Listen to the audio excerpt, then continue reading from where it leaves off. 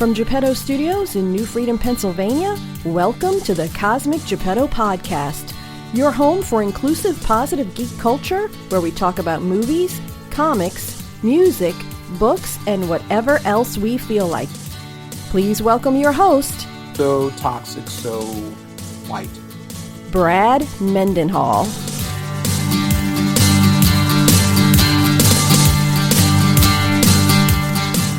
Hey kids, it is episode 249 of the Cosmic Geppetto Podcast.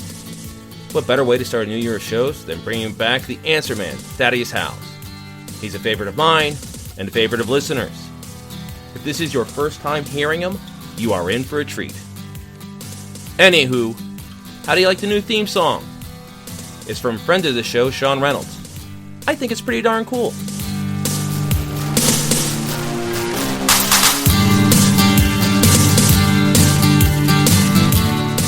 Watching Hawkeye. I love it. I am one of the few that seem to think it's worth looking at. Really? You've heard negativity towards it? It's pretty much all I hear about it is negativity, which is sad because I think it's one of the best things to happen in the Marvel Cinematic Universe because we are getting to see Hawkeye. Since we're going to do the MCU, why don't we go ahead and go back and talk about Loki for just a second, and then Hawkeye. Wasn't there one other thing that happened this year? Oh, and Wanda. There was WandaVision, Falcon and Winter Soldier. And I'm real curious your thoughts on Falcon, because the first time you were on, you talked about how the Falcon was treated in Winter Soldier in a way that black characters are treated, where it wasn't his technology. He wasn't Tony Stark who created his own armor. Correct. And the wings are cool, but they're not his. They're not his, and he's firing machine guns while everyone else has laser cannons. Or other advanced technology, yeah.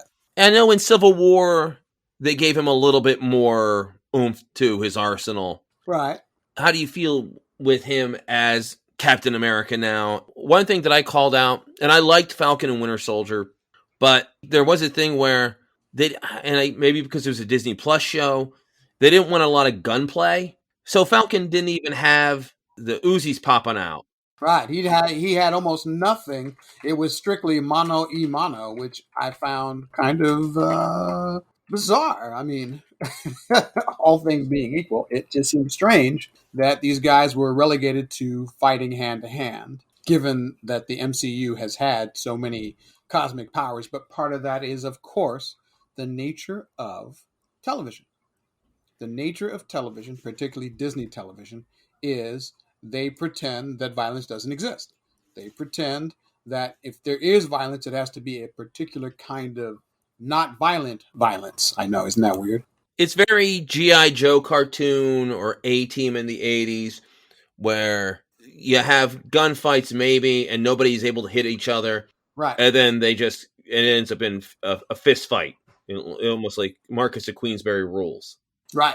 So yes, it ends up being that way. And so I struggle with it personally in the nature of how they presented these characters.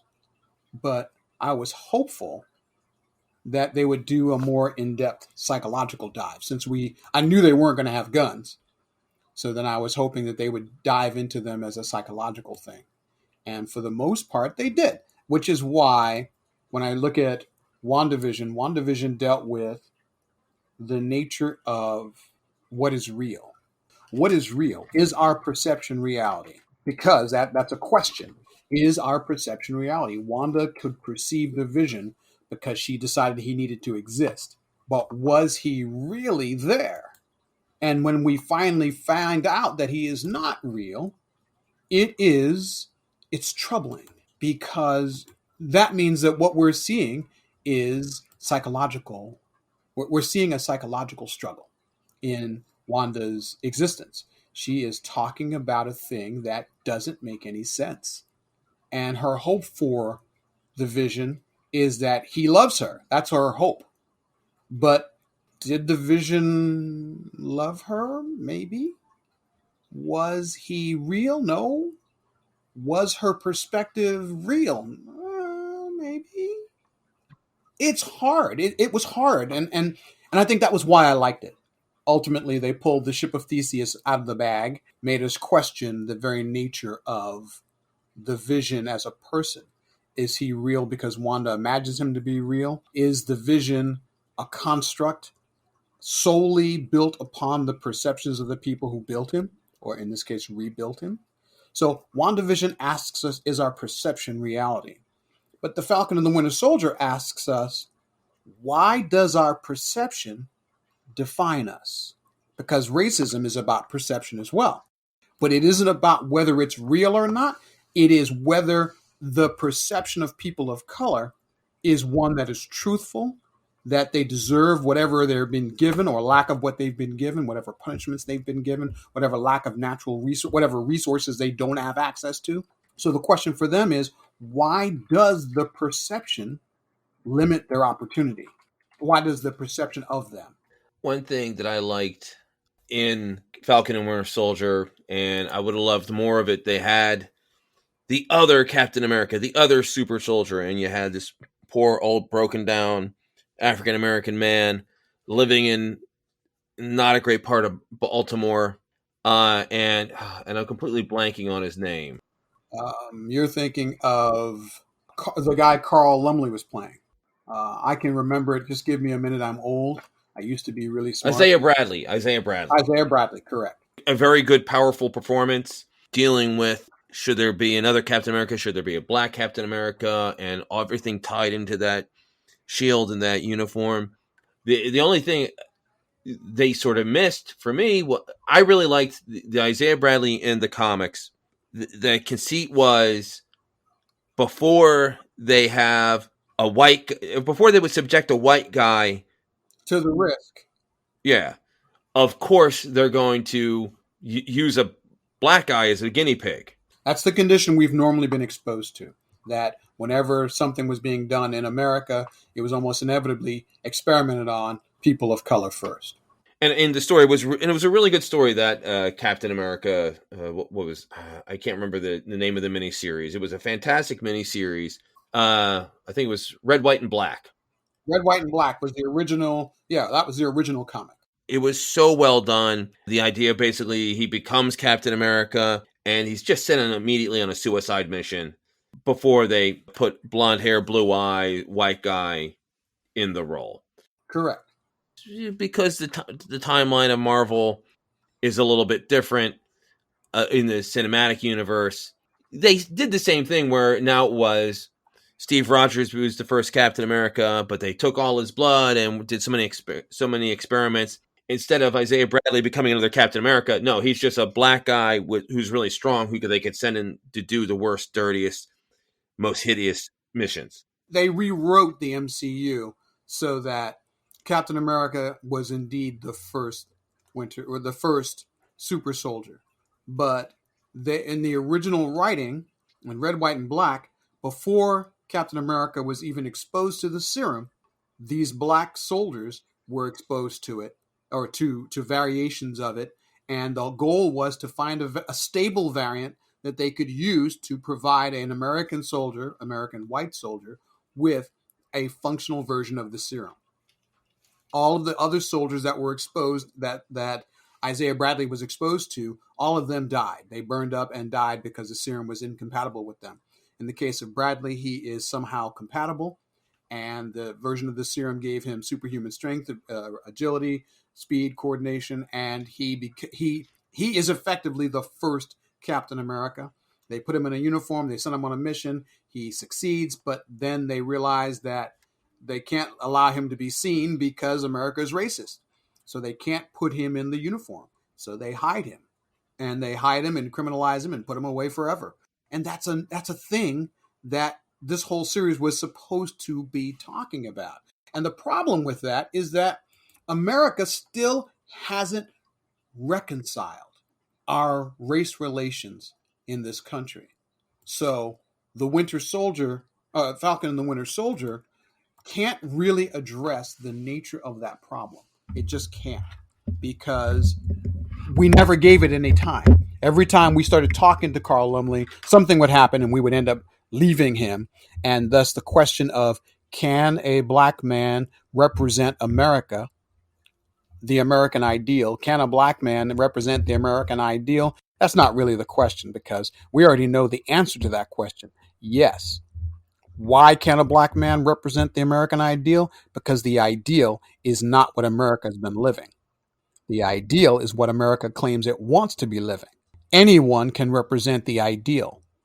If you want to represent what America had been living, then you'd probably be looking at John Walker, who was murderous, violent, military-based, military. His ideas, his objectives, his goals are always based on the perception that America has to be the first, the best, and the most dangerous, most vital, most martial of cultures. So John Walker represented the martial America, where Isaiah Bradley and later the Falcon represented the ideals of America, that we are all equal, that we all have equal opportunity, that the goals should be that we all get to be our best selves. And which for me meant Falcon and the Winter Soldier asked a really pertinent and important question that was basically ignored for 5 of the 6 episodes and then glossed over in the 6th episode, and was missed by most of the people who watched the series. Most of the people who watched this series never understood what it was about. They never talked about it in a way that was significant. And thus, they basically just said it was a loser series. And see, what I think people aren't getting is that these shows aren't meant to be movies. They're meant to ask smaller, more personal, sometimes more pertinent, and sometimes even more hurtful, challenging questions that movies don't have time for. Movies are spectacle. They are not introspection. These TV shows gave us introspection, and most people are not capable of handling the introspection. It's like, where's the action? Where's the adventure? Where's the excitement? That's what I tune into these for. But these are not the movies. Therefore, they are taking a different tact, and they should.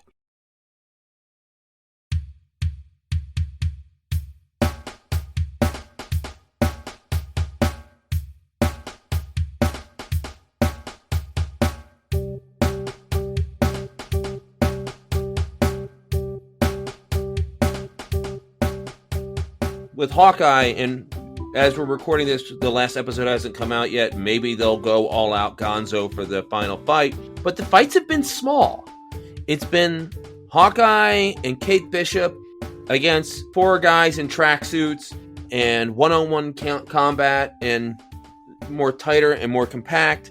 Falcon and Winter Soldier. The big fight at the end was so much less about the big fight and more about showing Sam, now in the Captain America gear, rescuing that truck full of hostages. You don't need to have 1,000 Ultrons charging at the Avengers. You don't need to have Chris Pratt fighting Ego, the living planet, and the entire planet caving in on itself. But that's what people wanted.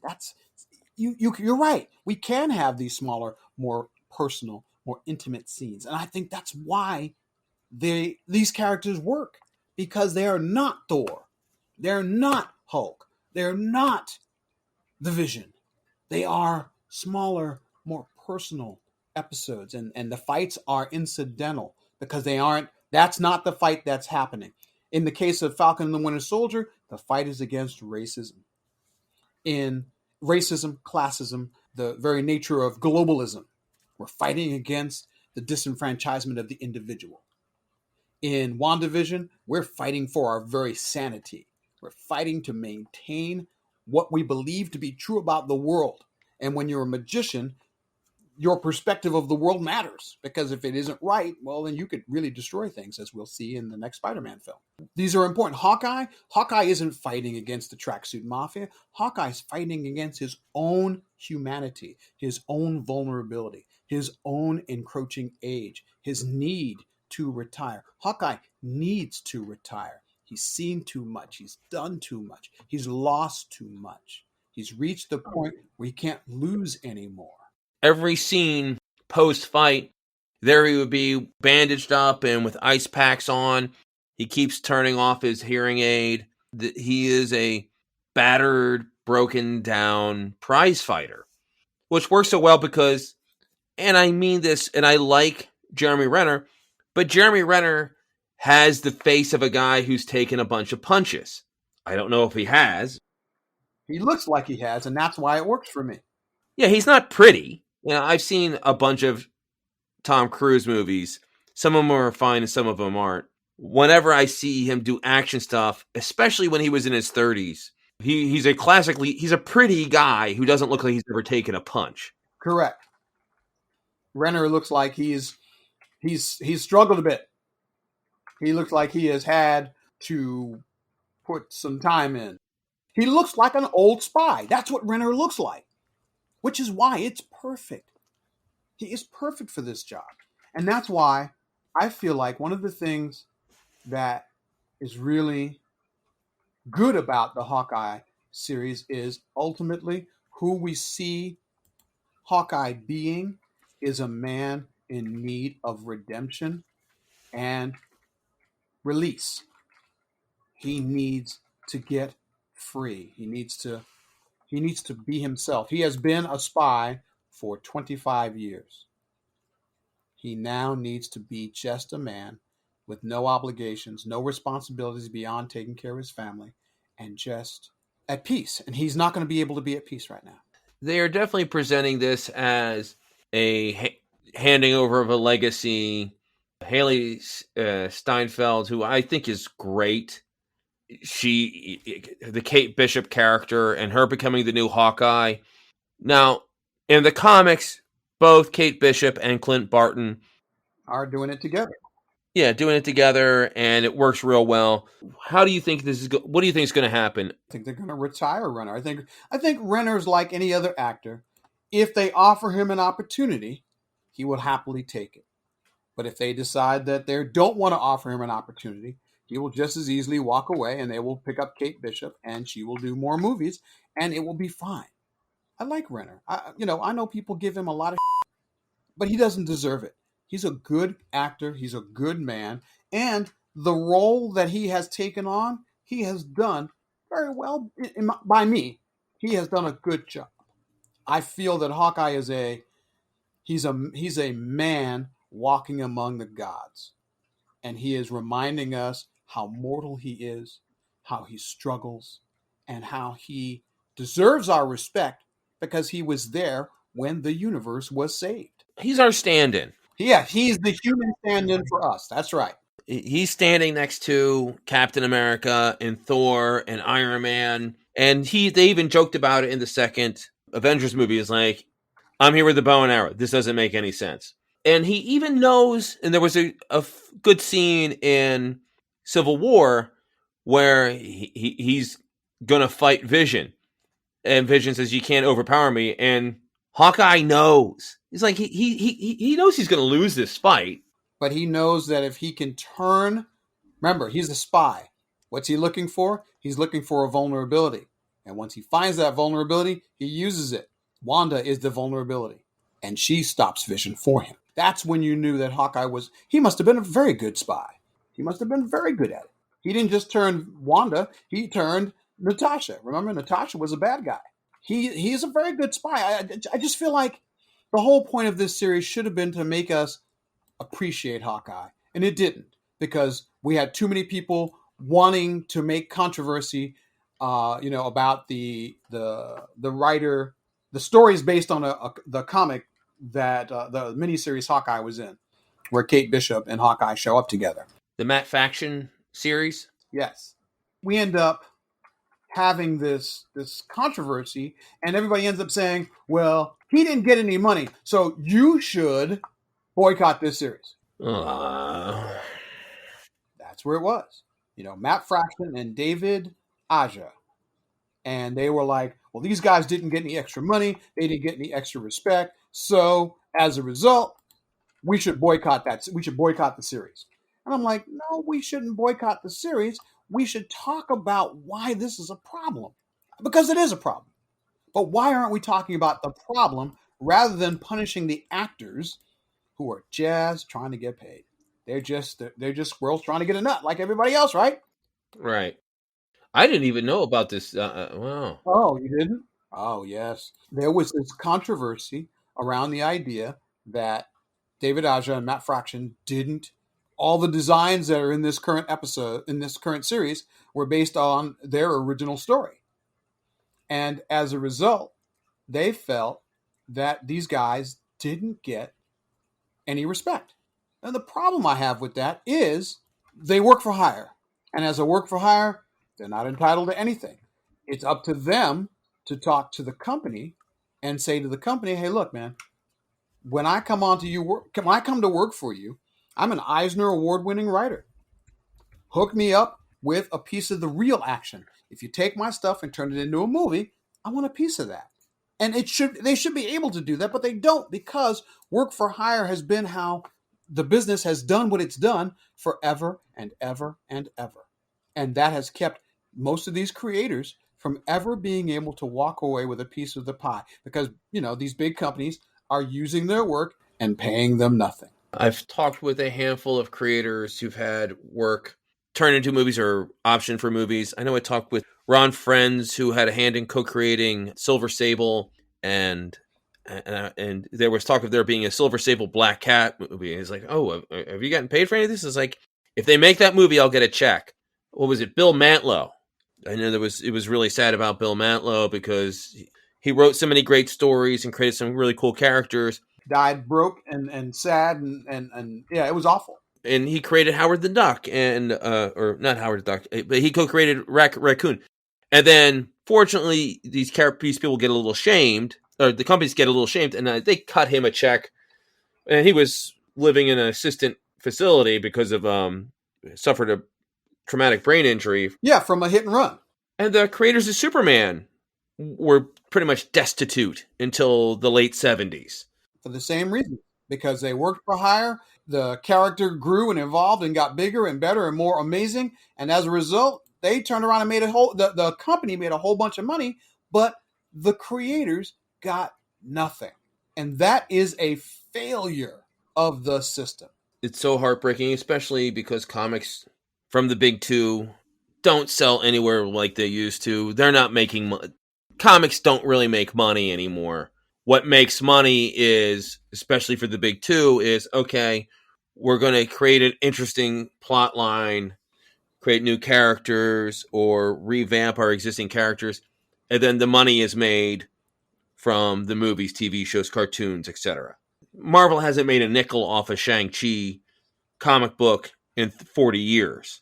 Yes, it's never really made them any money. But they sure as hell made a ton from that movie. And yet those writers got nothing. Of course, with Shang-Chi, I'm sort of okay with it.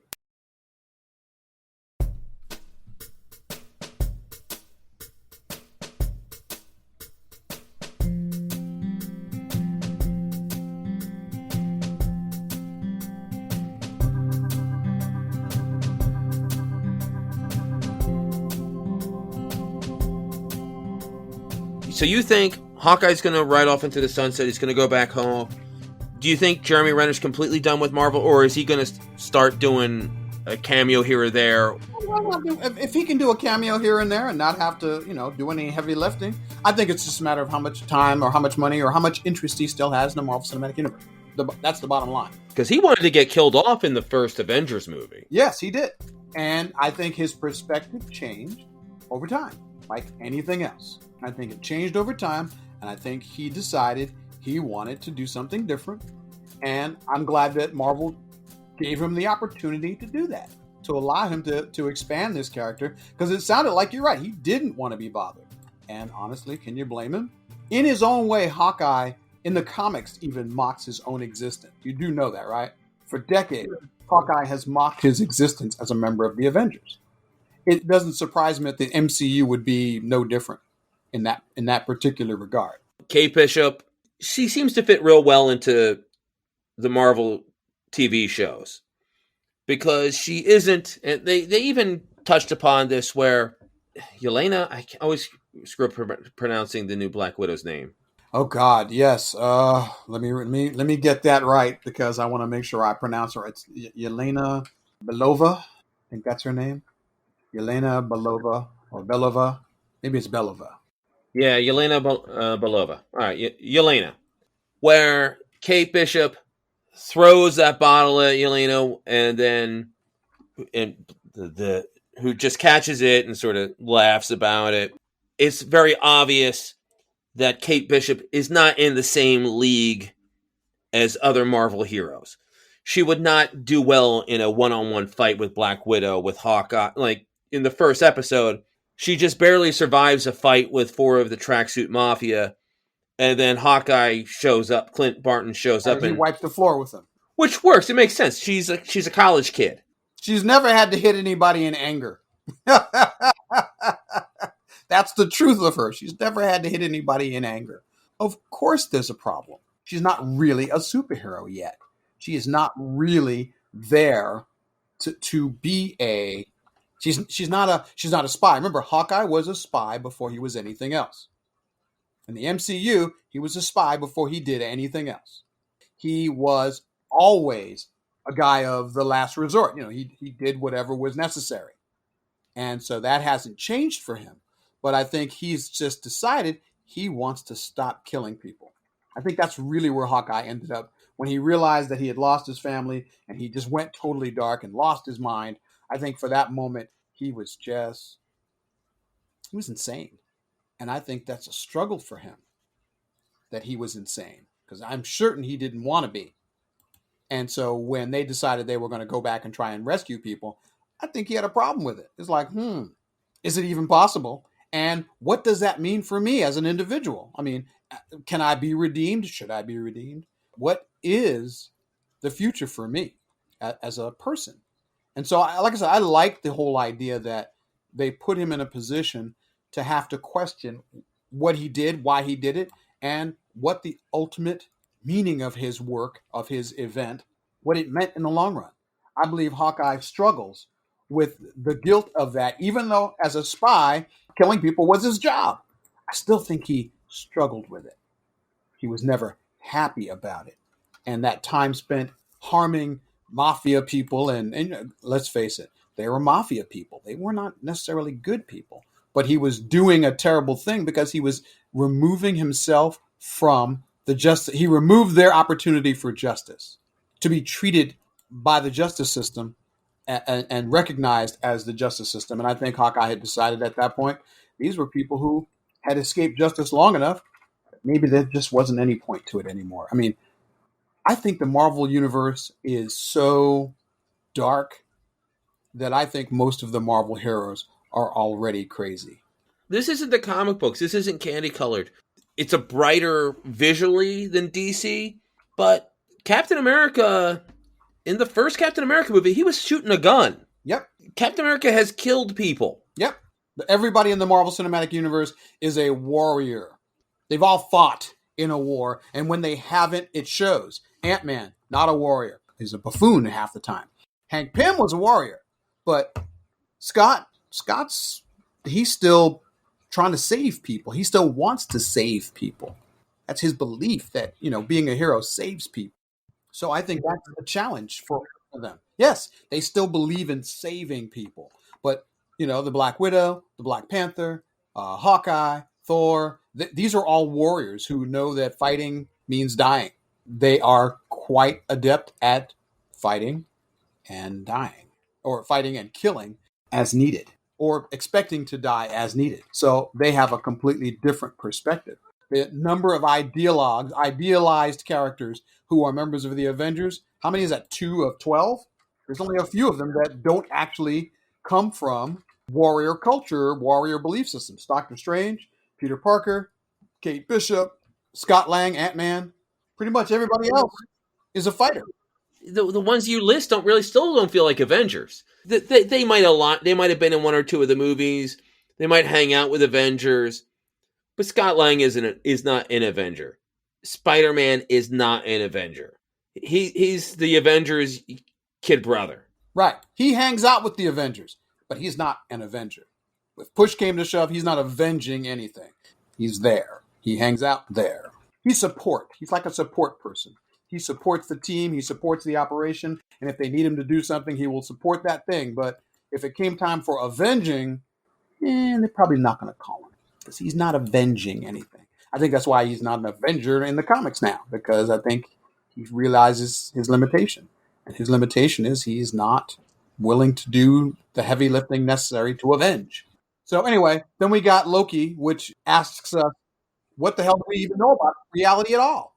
Before we get to that, though, do you think Kate Bishop, they're going to continue the Hawkeyes TV show with other seasons with Kate Bishop, or do you think they're going to spin her off into the movies? I don't see them making any more of these miniseries. I think that these were all meant to be one-shots, warm-ups, preps to create a perspective for the next generation of the MCU, which will have more women, it will have more characters of color, it will have more of whatever was not in the first parts of the MCU. The first part of the MCU was very white. This new version of the MCU won't be. Oh, yeah. That iconic spinning around the Avengers as they're getting ready to fight the Chitauri. I was like, wow, that's just a whole lot of white guys. A lot of white guys. There you go. But ultimately, as much as I hate to admit this, I believe that when they create this new Marvel Cinematic Universe, it will be the end of it. Because the fan base is so angry, so toxic, so white. It won't have any room in its heart for a more diverse Avengers. There's just no room for it. And I hate it. I hate it. I hate it a lot. It's one of my number one pet peeves that these guys created this universe and for the most part created a white universe because they believed that people of color and women couldn't carry stories. But the only thing that's ever won any awards from them is Black Panther. Does that burn? Does that chafe? Does that sting? Yeah, I think it does. I think that's why we can't get anyone to recast T'Challa. Now, ultimately, if Letitia Wright doesn't come back, they may have to recast T'Challa. Have they started filming the new Black Panther yet? They've been filming it. Letitia Wright got hurt, and that's how they paused it. And then the rumor has that she left the country and refused to get vaccinated, so she can't get back into the country. There's so much going on there. There's so much to deconstruct. Maybe what you and I should do is just go ahead and have rather than, let's go back to the more general talk for in general. But then maybe what we need to do is to do a sit down and just do a Marvel Cinematic Universe deconstruction. You and I have talked without being recorded. Yes, folks, Thaddeus and I do talk when there's nothing to record. You feel they should have recast T'Challa? Oh yeah, T'Challa should have absolutely been recast. And there was no reason not to. How many Superman have we had? 8. How many Batman? 8. How many Spider-Man? 4, 5.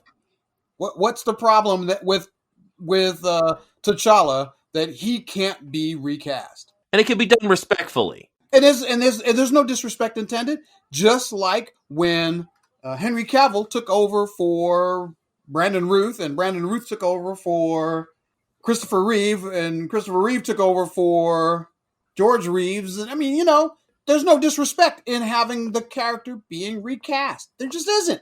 And the whole concept that they made it sound like, well, we're trying to show our respect. You want to show your respect for a black hero? Put him back in the field. That's the respect you need to show him. He needs to be doing heroic. Heroes are superheroes. They're not just faces. They are dreams. They are hopes. They're ambitions.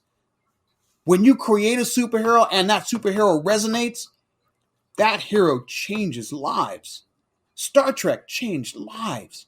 It made people aspire to things. It made people want to be things, do things, imagine things, create things. T'Challa does the same thing. He creates the same kind of desire and creative urge that Star Trek did. And there's no reason that the Black Panther couldn't be recast. The whole idea that they said that they're doing it out of respect means that you don't really respect the man.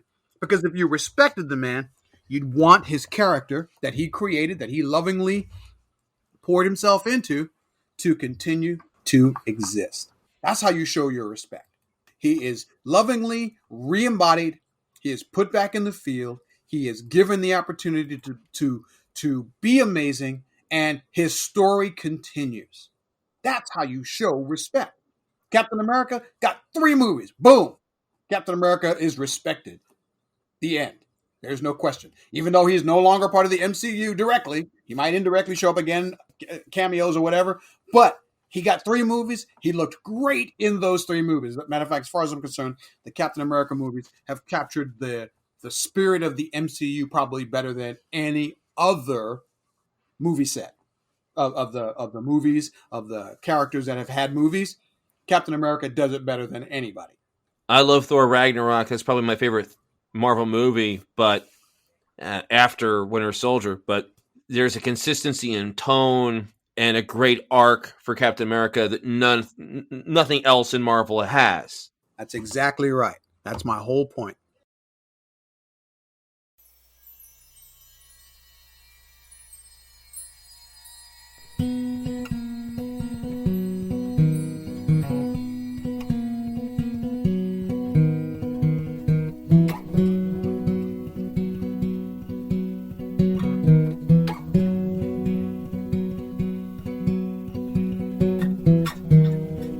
Do you have an idea who you would have cast? No, I don't do that. I don't fan cast. You ain't got to worry about that. I don't fan cast. I don't care that much. I know this is a weird thing to say. I am a movie person, but I'm not a movie person. In that, I enjoy the movies. I enjoy the ideas. I enjoy the translations. I enjoy the connections. I do all that. But you know what I don't have any interest in? Is the actors in and of themselves per se. I don't follow their lives. I'm not a celebrity hound. You know, there are people who could tell you what Elizabeth Olsen had for breakfast this morning. I'm not one of them. I just don't care that much. I care if they produce a good product. I'll learn their names if they're doing something I like. Does that make sense? I get it. It's funny. I'm a little different in that I'm with you. I don't care about the personal lives of celebrities. I don't care that Ben Affleck is dating J-Lo, and it irritates me that I know they're dating. There you go. If I know anything more about them than their role in a movie, I'm annoyed by it because I shouldn't. I don't want to. I don't want to know them that way because they don't mean anything to me that way. They only mean something to me if they're embodying a character that I enjoy. Outside of that, I don't want to know anything about them. And that makes me a weird media person because most of my friends are like, they want to know what they're doing, where they're going, who they're with, why they're doing it. They want to, hey, let's fan cast for this new movie. And they'll go and gather up 25 photographs and replace the MCU with characters from 25 years ago and say, if the MCU existed 25 years ago, here go the actors that we would. I don't do any of that. I never do any of that. It has no interest to me at all. And I know that's a weird thing. It's a healthy thing. I do follow or have interest in career trajectories. And one thing I do find interesting is, and it's partially as I have friends who are in entertainment who are trying to break through, and I know how hard it is to break through. What's interesting is a role like T'Challa. Chadwick Boseman was a successful actor. He was an award-nominated and award-winning performer, but he needed that one big breakthrough role. And then once you have that big breakthrough role, all of a sudden you can do some really interesting stuff. A lot of times they don't, but they can. Chadwick Boseman was doing some neat work outside of the Marvel Universe. He was looking to be the first of the Marvel actors to break through and really have an A-list career and an award-winning career. Yes. It feels like a lost opportunity where recast T'Challa and whoever you cast in that role, provided they do a good job, and Marvel's done pretty good with their casting, as long as he does a good job, you could have another A-list. And hey, this is important, an A-list black star. Yes. And it's almost like a lost opportunity where in the 2 years before Chris Hemsworth got the role of Thor, he was in a couple of movies that were made and they were delayed in the release because there was no buzz about them and the studio was running into financial issues. And he had been on Australia's Dancing with the Stars. Then he was cast as Captain Kirk's dad in Star Trek, and then he was cast as Thor. And all of a sudden, he's an A-list star. Right. Marvel made him. Correct. Chris Pratt, before he was Star-Lord, he was the chubby guy on Parks and Rec. That's right. He was nobody. He was nobody before that. That's right. Marvel can turn people into stars and create great careers. That's what I find interesting. Like when Ben Affleck was cast as Batman, I was like, what's the point? Ben Affleck's already Ben Affleck. Right. He's already somebody. So he doesn't need something else to make him somebody. What's his name? The guy who just played Joker, Joaquin Phoenix. Joaquin Phoenix was in talks. Apparently, it came very close to him being cast as Doctor Strange. And I heard that. I was like, what's the point? Joaquin Phoenix is already Joaquin Phoenix.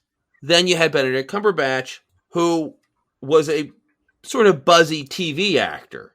Right. He had just enough of a career to be interesting, and if you knew a little bit about him, you knew who he was, but you didn't really care. And then he gets that role. He gets Doctor Strange, and he's part of two of the biggest money-making movies of all time with the last two Avengers films, and his Doctor Strange movie did real well, and it puts him in a different stratosphere. And then he was just in the Netflix movie Power of the Dog. I heard of it. I haven't watched it yet. Very interesting, very dark movie. And that movie doesn't get made if Benedict Cumberbatch isn't Doctor Strange. Correct. They're not going to throw money and get prestige on this. If there's a bunch of nobodies, the chances of it blowing up are slim to none. So it's great if they can get somebody who's got a little cachet. As long as Cumberbatch doesn't throw the movie, like he was a method actor. So I heard this is the kind of stuff I do study. I heard he embodied the role. I heard he wouldn't answer to any other name other than the character that he was portraying. He smoked. He got sick from nicotine. I mean, he had a whole bunch of things going on because he was trying to fill the role psychically, put himself completely in it. So, of course, he's going to do a great job. So that's not a problem. But it's the extremeness of his acting effort that makes him either a really great actor or a really terrible actor. It's hard to be certain. And I find that interesting about him, and that he has decided to put himself completely into his art in the hopes that it will turn around and make him feel more interesting. There's a weird thing that happens with A-list fame. Kevin Smith talked about it when he directed a movie called Cop Out with Bruce Willis. And it was a pretty bad movie. It had a huge budget, especially for something directed by Kevin Smith. And Kevin Smith said, here's the thing. When you say Bruce Willis is starring in this movie, all of a sudden investors will put money into it. And I remember a few years back, and it was a pretty big controversy because there was a movie that was going to be called, Rub and Tub, that Scarlett Johansson was going to star in, playing a transgender woman. Why would that happen? She's not. Never mind. Being quiet now. There was an immediate controversy over it because why are you casting Scarlett Johansson as a transgender man? And this has been done before, where they keep casting cisgendered men or cisgendered women and casting them as trans. Rightfully, the trans community are like, you won't cast us as cis men or cis women. The only roles we can get are trans. And then you're giving the best trans roles to A-list actors. What the hell? I'm with them. I am with them. I completely agree with that. I don't understand that at all. The problem is, and I know what the solution is. The movie didn't get made because as soon as you removed Scarlett Johansson's A-list credibility or A-list cachet and financial viability, the movie falls apart. But why not cast her as a something else and put another character in that role? See, that's the whole problem I have with this. It's like we don't need her to be in that role for the role to exist. Put a trans person in the star role. Put Scarlett Johansson as whoever the main character they interact with on a regular basis, and go forth. Give her top billing. Give her a juicy role that'll get her a Best Actress nomination or Best Supporting Actress nomination. Then create, hopefully, with the buzz, create the first A-list trans star. Right. And I don't understand why that's so hard. But you know what that's about. You do know what that's about. It's the same thing we've been talking about. It's about we don't want to empower people who we don't actually like in this society. This is going to be a shock to no one. I'm a suburban white guy. No, it isn't so. Yeah. I'm raising suburban white kids. And they will ask me about racism. I'm like, oh, wow. Okay, let's try this. They were asking me about racism in movies. And I was like, well, here's the thing, guys. There are 5 A-list actors who are 30-something white guys named Chris. Chris Pine, Chris Pratt, Chris Evans, Chris Hemsworth, and I'm sure there's another one. There's another one. 4 or 5 white guys named Chris that can lead a movie. There are not that many black A-list leading men total. Correct. There's Will Smith, there's Denzel, there's Idris Elba, kinda. Yeah, no, Idris Elba he counts. He's a beast. He counts. He's great. Nothing against his ability. Wait, don't forget Dwayne Johnson. The Rock and what's that other little guy? The little one. Kevin Hart. There you go. That's your 5. But you have to struggle for those 5. You have to struggle to find those 5. And even them, Kevin Hart has trouble opening a movie without The Rock. Correct.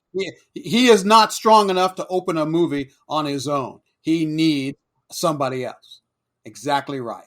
And that's in 2021. Go back to the 60s, there was Sidney Poitier, and he had to do it all himself for 20 years. And then you had Denzel for a while. And then you had Will Smith. And Hollywood only had room for one black actor. So then Wesley Snipes has 1 or 2 unsuccessful movies and has a reputation for being difficult. And all of a sudden, Wesley Snipes, his movies no longer go to theaters, they're going to Blu-ray. Because Hollywood wasn't comfortable with that many actors of color. And hell, we are just now maybe getting 1 or 2 Asian leading men. Mm-hmm. And look how long that took. Some people would go out for a Jackie Chan movie, but they were cheap movies. Right. And that was it. And they're relegated to being martial artists. They weren't given opportunities to do anything other than that. Yeah, and Ken Watanabe and Chow Yun-fat, charismatic, talented actors, they can be a supporting player in a movie. Or if it's The King and I, or something that's has to be an Asian guy, and we aren't comfortable doing yellowface anymore. All right, you can do that, but otherwise you're going to be the wise man helping Leonardo DiCaprio, right? Which pisses me off and should. So God forbid there be an A-list trans star. But there needs to be, and there should be, and I don't know why there isn't one. Right now, and there will be one day, I believe. But it will not be this day. Right now, all you have is they'll let Laverne Cox be sort of funny. Right. The reboot, the Peacock show, the reboot of Saved by the Bell. I've heard of it. I have not watched it. I have not allowed it to grace my memory in any way, shape, or form, because I don't want to be responsible for it later. But I do know what you're talking about. I saw it just recently. My wife and I were talking about it. They have come closest where they have a trans girl played by a trans actress, Josie Tota, and I apologize if I'm not pronouncing her name correctly. She plays a transgender cheerleader. She is out as trans. What's nice is it's not the only thing about her character. They don't only do trans plot lines with her. And she is having a romantic relationship with a cisgendered male. He's like the captain of the football team. And that isn't a factor. It's pretty daring. What's interesting is Josie, before she transitioned, had a minor role in the first of the Tom Holland Spider-Man movies. Before she transitioned, she was a classmate of Peter's. But that's the closest you're getting. And boy, that's not like a mainstream big deal. It is a streaming service niche program where there's enough characters that you can tell they hide that character in the advertising. And I imagine somebody's going to figure it out. There is certainly a level of acceptance of trans that there hadn't been even 10 years ago. But it is slow going.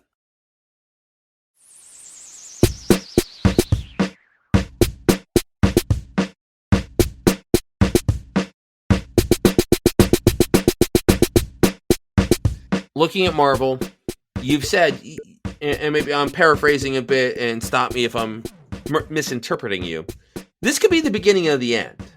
I believe it is, actually. I do. When we put more color and more women in the Marvel Cinematic Universe, I believe ultimately it will be the thing that brings about the end of this, because Marvel failed to treat these characters properly with the respect they deserve and mix them up in the beginning. They believed that whiteness was going to carry the day, and so they forced it. They basically made it carry the day, and they never thought about the idea that maybe someone else could have done it, or something else could have been done, or that they could have tried something else. By the time we see any characters of color that matter with any real powers, we matter of fact, it took till Black Panther showed up, and we all know that Black Panther is just Captain America without a shield, right? So it's a weird dichotomy. It's a weird expectation of a movie industry to treat people of color with the same deference and reference that they give to white people. But I'm not surprised that it took so long for that to happen, because that's the way the movie industry works. I have learned that if I want to enjoy superheroes, I have to enjoy what shows up. That's the truth of it. I have to enjoy what shows up, and I have to be appreciative of what's there. And that if there are no black people there, or there are no minorities there, then I just have to enjoy it the way it is, because they aren't going to give me an opportunity to see anything else, because they don't believe anything else matters. And ultimately, they're not trying to empower intellectually, socially, culturally, black characters, black actors, or black. It's not rocket science. If you look at TV, it's pretty clear that they don't think much of us. They don't want to see us, and are quite happy to not create things for us. And whenever they do, they say they fail because they don't have viewership. But the truth of the matter is, in the black homes, they're being viewed. But black homes are only 1/6 of all homes. So if white people don't show up, then that thing dies. And because we insist that ratings matter more than everything else, we don't create properties for actors of black actors, black creators. And as a result, you can't build an industry when you won't foster the beginnings of it, when you won't foster it at the introductory level. If you refuse to do that, you can't expect it to grow. How can it? No, there are no actors. They don't have any experience. They don't have any capability. They don't have any jobs. They don't get any jobs. They don't get any opportunity. How do you expect it to grow? So, they say they want to promote black actors, but there's no work for them. And thus, they never get better. They never get those leading roles that you need to establish a black actor as an actor of note. He never gets those roles because they never come into existence. And we always assume that it is less likely that an actor who is black can be good. The assumption is if there's a black actor, they won't be good. That's the assumption. Because otherwise, you would see roles where there's no reason for a white. For example, John Wick. Was there a reason that John Wick was a white guy? No. There was no reason that John Wick was a white guy. Just like The Equalizer, when Denzel Washington took on that role, which was created originally for a white character, as The Equalizer. He took that role. He did that role. He looked great in that role. He did a great job in that role. The message up until that point had been, only a white guy could do this job. But the truth was, that's not necessarily true. Anybody could do this job. Queen Latifah's doing this job now. So it's obviously not impossible. It's just an industrial conceit. That's what it is. It's a conceit that says white actors are best. We're going to give jobs to white actors because they matter more than any other kind of actor. And Hollywood has done that because Hollywood's been allowed to do that. And in the recent years, that's been changing. But I think that when it changes for the MCU, it will end up bringing the demise of the MCU, because the people who go to see these movies up until now have primarily been white people. Now, it's interesting that Shang-Chi did well. It's interesting, especially during the pandemic. It's interesting that Black Panther did well, and I feel like these are the things that refute the conceit. But they only refute the conceit because they were given the same economic opportunity to succeed. They spent hundreds of millions of dollars on it. Best costumes, best design, best music, best writers, best creatives, best filming, the best techniques. They gave them the same opportunities they would give the creator of the Avengers or the Avengers 2. You see what I'm saying? If you want equal performance, you have to actually pay people. You have to actually believe in people. You have to actually support people. And if those people are people of color, you don't support them, guess what? They're not going to do a good job. It becomes a weird thing where Catwoman with Halle Berry fails, and it becomes a repudiation of having a superhero movie led by a woman, especially a black woman. And then it takes 10 years before they do Wonder Woman or they do Black Widow. The reason Catwoman didn't succeed wasn't because audiences automatically weren't going to go to see a movie with a black actress in the lead. It's because it was a lousy movie, poorly written, poorly designed, terrible costuming. Thank you. It was everything you hate in movies, all in one movie. Like, I'll forgive a movie if it's got great writing but shitty costumes. Yeah, okay, I really like what I'm hearing and seeing. I just wish I could see better costumes. Or if it has great costumes but only okay writing, I'll like, hey, I can love this too. This has got great stuff to look at. I could enjoy this. But when you have bad costumes, bad acting, and bad writing, what you have is a failure. And Catwoman, with Halle Berry, is a failure. Thank God Shang-Chi did well. Thank God.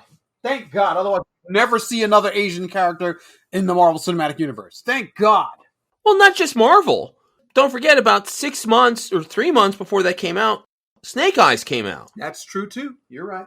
And tanked. That's because Snake Eyes had great costumes, great sets, writing. That's the problem right there. Lousy concept, lousy execution. Good lead actor. Henry Golding's fantastic. He couldn't turn that into gold. There you go. That's the truth of it. If it's a bad movie, if it's badly written, if it's badly behaved, it's badly structured, it's going to end up being a bad product. This isn't rocket science. And sometimes it makes me think that they make these things intentionally bad so that they don't have to justify making another one later. If I make a movie and it does poorly, if I want to ratify the idea that black actors suck, well, then let's make bad black movies. And lo and behold, they suck.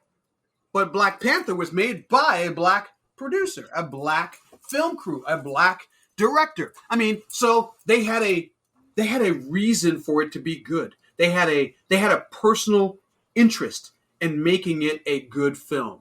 And I'm not saying that a white director or a white writer can't create something interesting with a black cast. Christopher Nolan did Tenet, and I know Tenet isn't the most beloved of his movies, but he had a black lead actor, and that's because he found who he felt was the best choice for the role, and he cast him, and he didn't give a crap if it was the color of the lead's skin.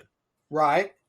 Black Panther, gosh, could you imagine if they would have gotten Kenneth Branagh to direct that? I can't imagine it, and that's the horror. Or even worse, Zack Snyder. Oh, God, yeah. Yeah, see, you feel me now, right? It does matter who you put in the seat. It does matter who you put in control. Those belief systems, those conceits, they make a difference. Ryan Coogler was black. He wanted the Black Panther to be black, to be successful, to promote the dreams he himself wanted to see as a child. You understand there's power in that. And as a result, Black Panther sings. And it may not sing to the white viewer, but it wasn't offensive to the white viewer. The white viewer could come and participate in it, and there was no ostracization. You weren't put out of it. You weren't told you couldn't participate. Whereas when you see a lot of white movies, you can feel the movie when it opens up. You don't feel welcome. When the black character's dead 60 seconds after the movie starts, you don't feel welcome. When I saw Black Panther, I saw it opening night, and me and some coworkers went. And it was me, 3 white guys, and 1 woman of Asian descent. And we had a great time. And we really liked the movie. And we didn't feel uncomfortable watching it. And we weren't sitting there. And it wasn't a thing of like, I don't understand this. I don't have the cultural empathy to understand. No, none of that crap. It was a fun action movie. There you go. But I also remember, and I've talked about it before, these crowds of black teenagers and black 20-somethings wearing homemade Wakandan costumes, having their picture taken, doing a Wakanda Forever chant, and posing next to the stand-up poster. And knowing how important that was.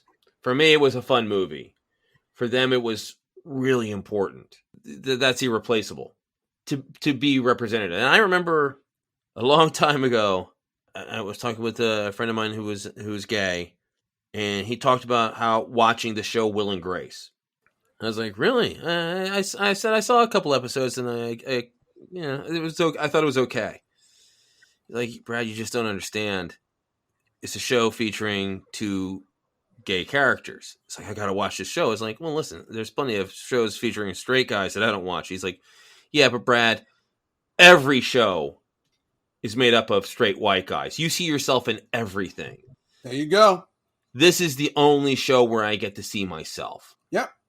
And it's like, okay. And it made me understand it. And Black Panther did such a great job of being a great movie that anyone could enjoy, but so many people who hadn't seen themselves in movies got a chance to see themselves in the movie of that scale. You know, this isn't Wesley Snipes in the Blade movies, and not to dismiss those films, but also Wesley Snipes, there was a lot of times when he was the only black guy in the movie. That's correct. And that's part of what I'm talking about. When we're talking, it's very easy to forget how ubiquitous whiteness is. If you look at Netflix, I want you to go and log on tonight and look at your Netflix queue and look at how many movies feature more than one black character. And the answer will be very few, if any. How many feature Asians? How many feature gay characters? People lost their mind when they were watching The Wheel of Time to discover that one of the main, the Amelin seat is a gay woman. People lost their minds. And I'm like, why? When we discover there's a gay character among the Eternals, people lost their minds. Why? They've been here. The only place they haven't been is Hollywood. It's not a mystery. They're all around us. The problem is we have been told they shouldn't be. So we don't see them anywhere. They're not allowed to be visible. And that's just like it was to be black 50 years ago or 100 years ago. So Hollywood frustrates me because I want to love it, but it does not love me. And so it's very difficult for me to look at Hollywood and be anything other than frustrated with it. And yet I love movies, which is the weirdest thing to me. I love movies. I love stories. I love books. I love these things. And yet I'm always reminded how I don't belong here. Can you feel the dichotomy of this struggle to love a thing that does not love you back?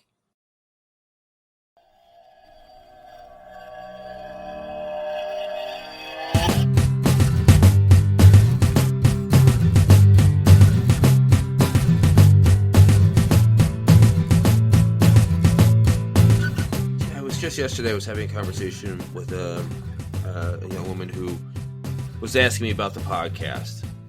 She also knows, and I've dabbled in just about everything in entertainment that you can dabble in.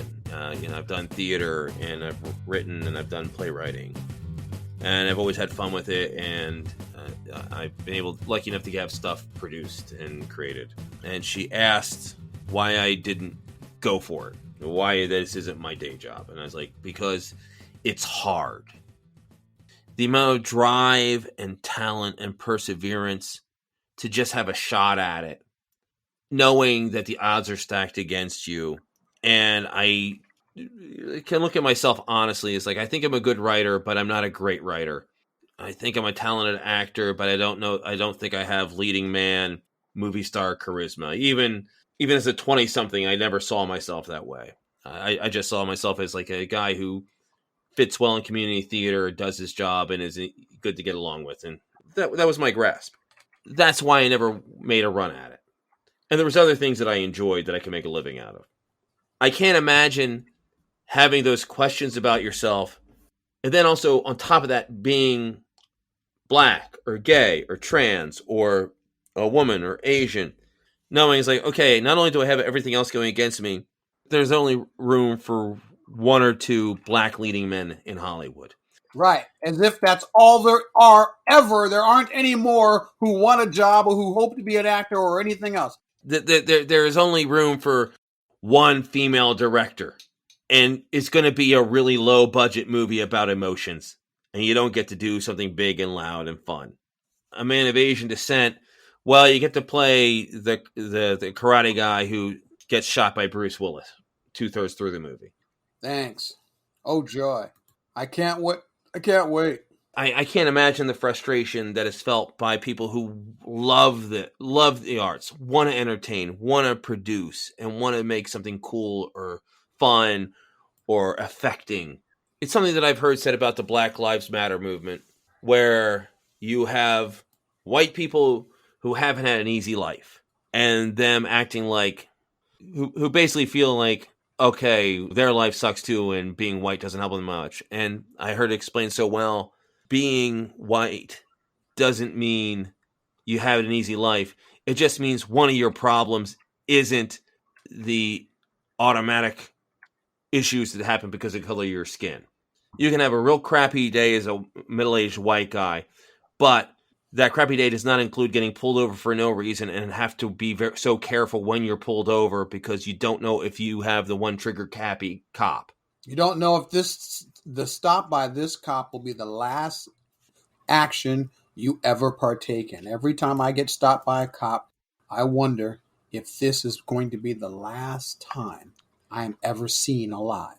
And here's a question. And I know pandemic can sort of throw things off. In the last 18 months, how many times have you been pulled over? 4. I've been pulled over once in the last 4 years. And I was guilty as hell. In the last 4 years? Last 4 years, I've been pulled over once. Wow, that's nice. And I was guilty as hell, and I got let off with a warning. I always get a ticket, no matter whether I do it or eat worse. You know what's worse than getting pulled over and getting a ticket? Is getting pulled over and not getting a ticket. You know why?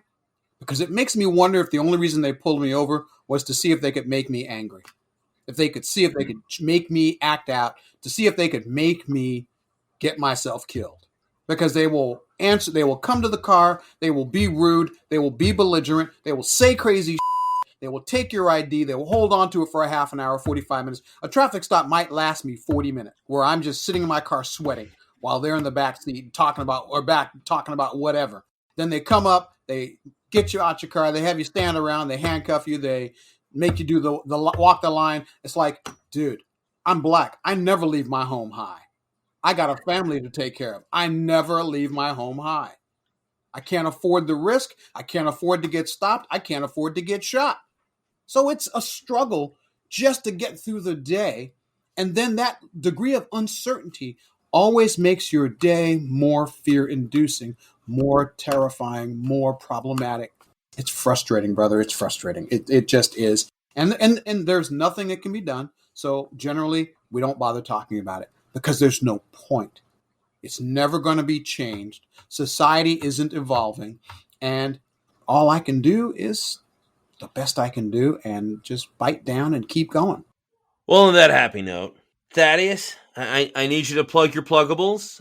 Where can people find out more about the Answer Man? We missed all the stuff I wanted to talk about, dude. I want to talk about best anime. I want to talk about best science fiction. We're just going to have to do this again because we got stuck in the Marvel Cinematic Warp Hole. We didn't really touch all the stuff I wanted to talk about. Like, I just watched Venom. I enjoyed it. Or Venom, Let There Be Carnage. I enjoyed it. I thought it was really good. I expected so much less. I saw the Tomorrow War. I hated it. Chris didn't fail. It was just a weak movie. What I've said about Chris Pratt, it's the worst thing that can happen with stardom, where he was the chubby guy on Parks and Rec, and then he stopped drinking, lost a lot of weight, got in great shape. All of a sudden he becomes a leading man, and everything interesting about him was lost. And now he just plays the same sort of quirky doofus with a bodybuilder's physique. Right. And again, the movie itself was not great, but it wasn't awful, but it wasn't great. It was just, we wanted to try and tell a good story, but we were more concerned about special effects than we were about an actual story. I mean, you do realize that the movie is based on a paradox. Oh, yeah, it's nonsense. It's literally a paradox. People from the future come to the past to have people from the past fight in the future. But when one of the people from the future comes back to the past, he decides to go investigate the source of the problem thus eliminating it, thus eliminating the people who came to the past to fight for the future, which means that all the people who died in the future didn't die, maybe? It's hogwash. It's a doofy paradox, and they should have done better. Dune, pretty, slow as molasses in January, but pretty. Delavan, and I can't pronounce his name. He also did the Blade Runner. He also did. You're talking about the director. Yeah, and he is an amazing director. I don't know. I think he's best with lower expectations and more personal stuff. Still playing in the science fiction realm because that's what he did with The Arrival, but it was also a very personal story. So he takes personal stories, throws a coat of science fiction over it to make it a little more palatable.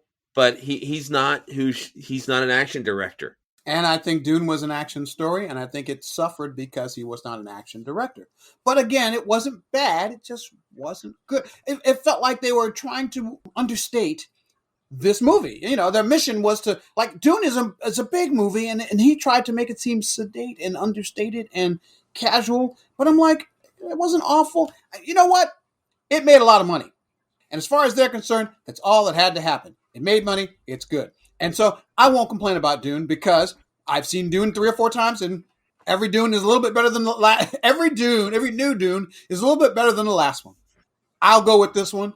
If they get a second one and it's good, I'll enjoy it and we'll keep it moving. I just thought there were more, but what we should do, we should actually try and do this again because there are a bunch of movies, there are a bunch of animes that deserve a shout out for the end of the year. They do. They deserve. Like, if I were talking about them, I would say To Your Eternity, which is an anime, deserves respect. Mad respect. Baki Hama, if you like martial arts, awesome. Demon Slayer, if you just like weird shonen anime, fight scene, monster mashing, bashing, demon slaying, this is your series. So there are a bunch of things we should talk about. Did you see the Mitchells versus the Machines? Yeah, it was a really good movie. It was a good movie. Were you surprised?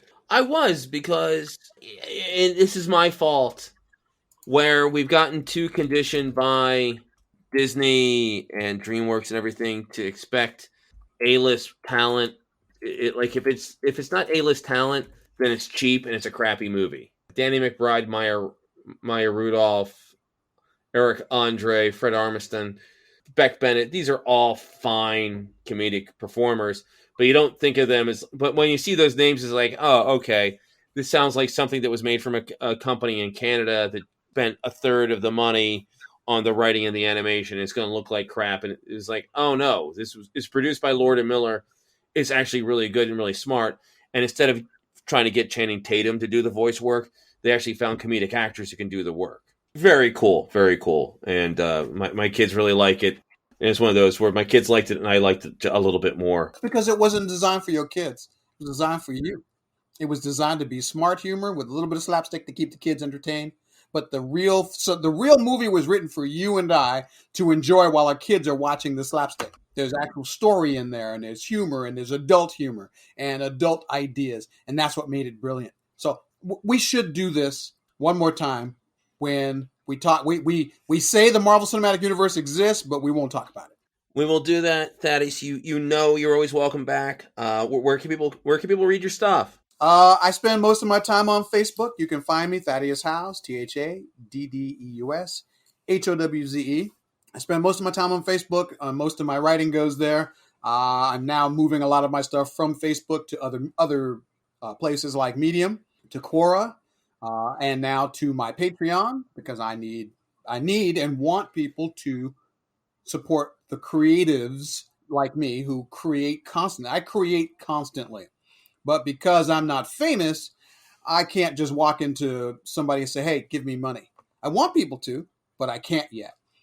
But I do create all the time. I do create interesting stuff. I'll be teaching some things this year or in the coming year. I'm going to be producing a book called Visiting Hours, a collection of short stories that I've been writing for half a decade. But when the pandemic came, I realized these were stories that were necessary. They're stories around death, dying, and the Western perspective of death and dying. As in the West, we have a very poor perspective about death and dying. We want to live forever. We want to look beautiful forever. We never want to change. We never want to age. We never want to die.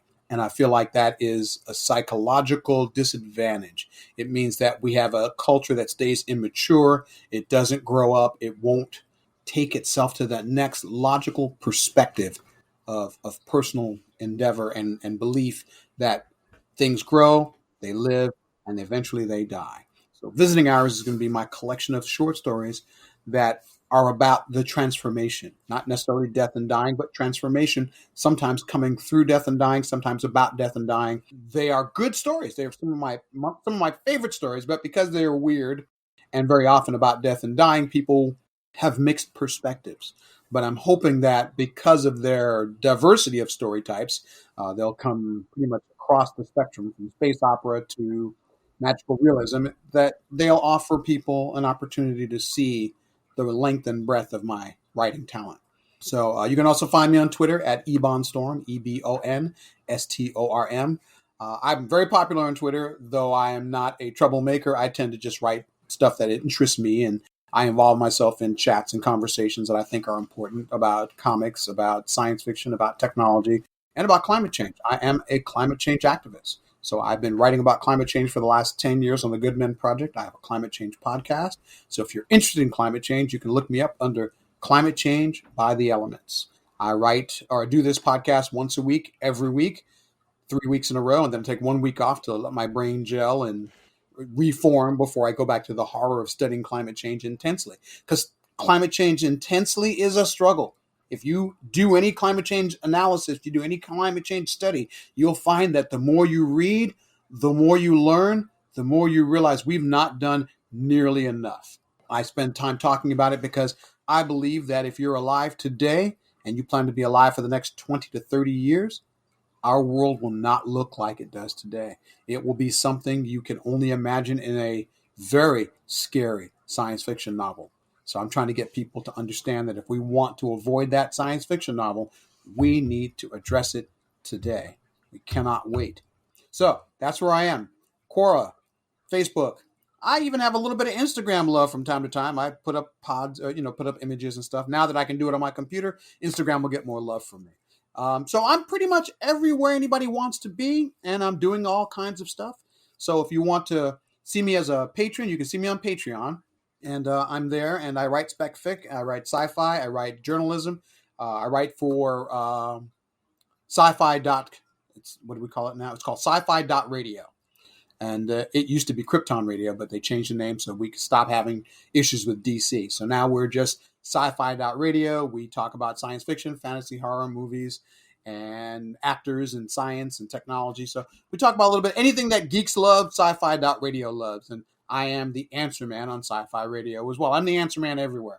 So if you look for me as the Answer Man. I pretty much show up anywhere and everywhere. Put my name in a browser, stand back, and watch the explosion. I talk about superheroes all the time. I love it. I still do it. That's why we're here. That's how I got on this show. So feel free to look me up. Come send me some love. Buy me a cup of coffee. And if you want to chat with me directly, I can be reached pretty much through Instant Messenger or Twitter, or I think I'm going to even build myself a Twitch channel. I mean, I built it, but I'm going to actually use it and go there and talk about stuff on a regular basis, because I think there's a lot of Twitch out there that isn't very friendly. It isn't very good. It isn't very nice. It isn't very hopeful. I want to do something that gives people hope. I believe that what people need now more than ever is knowledge, information, and hope for a better future. And I believe we can do that. So that's where I'm going to be soon. So look me up. Come see us. Thank you, Brad. I love coming here. You guys are always great to me. And we really need to do one more show before the end of the year where we talk about all the other stuff that isn't the Marvel Cinematic Universe, that is also equally delicious and tasty and deserves a little bit of time on the air. This has been great, Thaddeus. Thank you so much.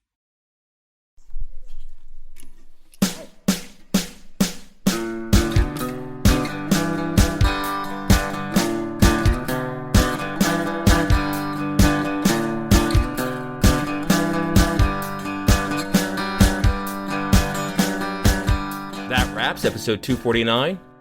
Big thanks to the Answer Man, Thaddeus Howze. He is always great, and there is never enough time. He'll be back soon.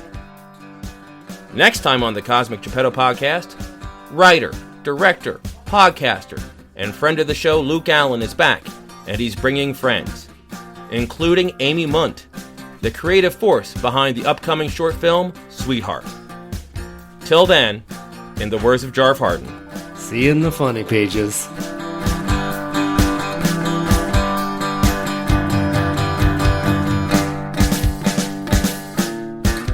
Subscribe to the Cosmic Geppetto Podcast on iTunes, Stitcher, or wherever quality podcasts can be found. Rate and review us while there. Follow us on Twitter at CosmicGPod, and we will follow you back. Unless you're a jerk. We don't follow jerks. Like us on Facebook at facebook.com/Cosmic Geppetto. We love hearing your ideas for upcoming episodes. Email us at cosmicgeppetto@comcast.net. You don't need an intro. You're Thaddeus. You're the Answer Man.